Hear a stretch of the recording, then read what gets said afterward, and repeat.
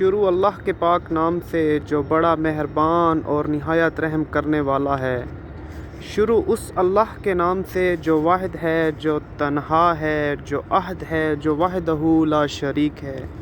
السلام علیکم ورحمۃ اللہ وبرکاتہ۔ ہمارا لاکھوں کروڑوں اربوں درود السلام نبی آخر محمد صلی اللہ علیہ وآلہ وسلم پہ۔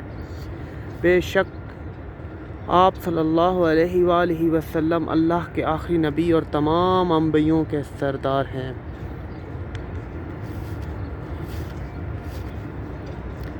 ماشاءاللہ جی، روضہ رسول کا خوبصورت منظر